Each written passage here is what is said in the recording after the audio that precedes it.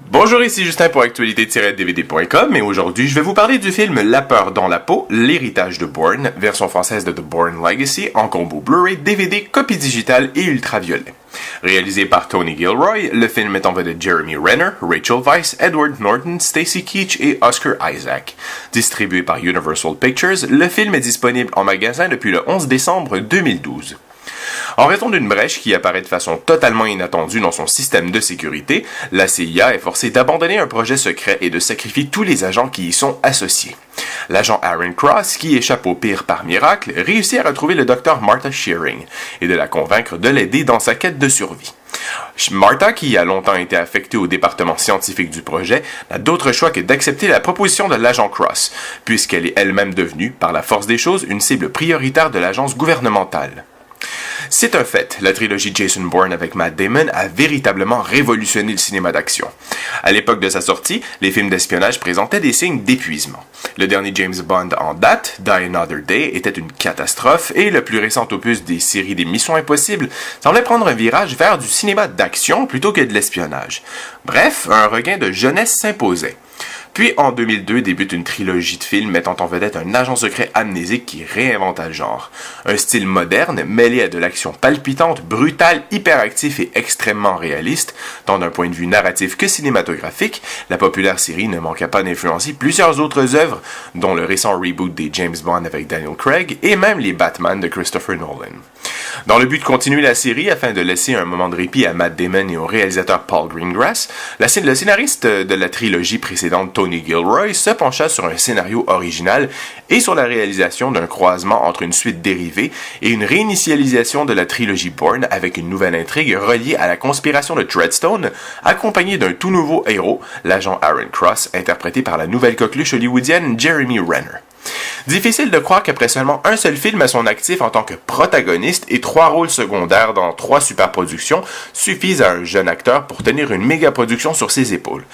Bien que Renner soit convaincant dans son rôle, son personnage monolithique ne lui permet pas de mettre à profit son talent dramatique. Quant au scénario, les embûches sont beaucoup moins grandes que celles de Jason Bourne et il est difficile de comparer le suspense et les tensions retrouvées dans la trilogie originale.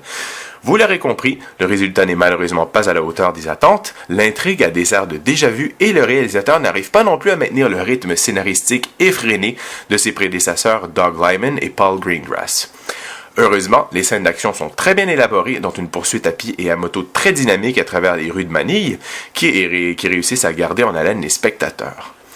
Du côté audiovisuel, le Blu-ray offre une qualité vidéo impressionnante avec une excellente clarté, des détails saisissants et des contrastes de couleurs réalistes. Le son est également très bien rendu avec des effets sonores très immersifs qui vous plongent dans le feu de l'action. Du côté technique, une piste sonore en anglais DTS HD Audio 7.1, anglais DTS 5.1, anglais Audio Description 2.0, espagnol DTS 5.1 et français DTS 5.1.